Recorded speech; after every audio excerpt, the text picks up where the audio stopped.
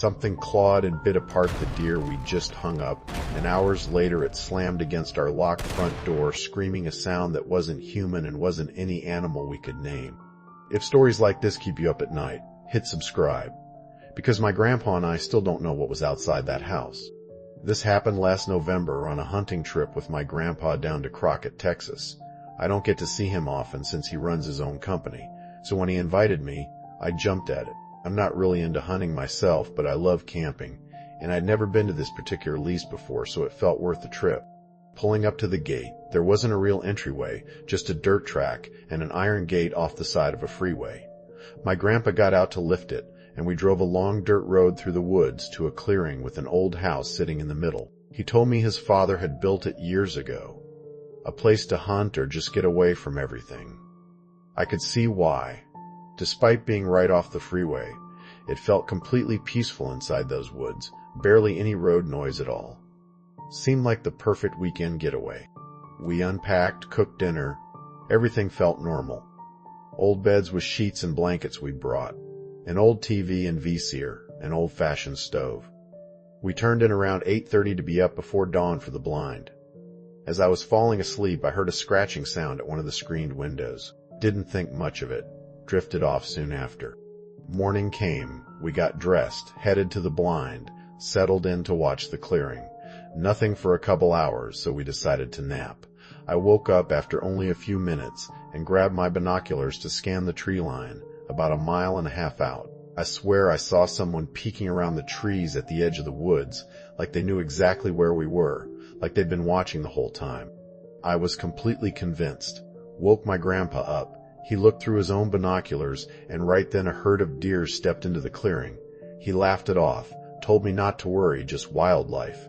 I was irritated. I knew what I'd seen, and it looked like a person, or at least something. About 30 minutes later, he took a shot and dropped one of the deer. We hauled it back to the house to clean and skin it. After gutting it around 3, we realized we needed supplies for dinner, so we hung the deer up and drove into town. When we got back, the deer was covered in claw and bite marks. We just stared at each other.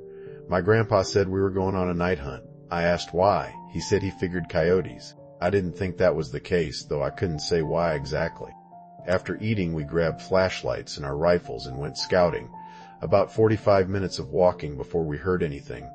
Right near the tree line, I turned and caught something peeking out at us again. The moment it realized I'd seen it, it vanished. I fought the urge to shout for my grandpa, gave a light whistle instead, waved him over. He told me to stay put and watch his back, then walked into the woods with his rifle raised and disappeared from view. I stood there for what felt like forever. About 10 minutes later, a gunshot.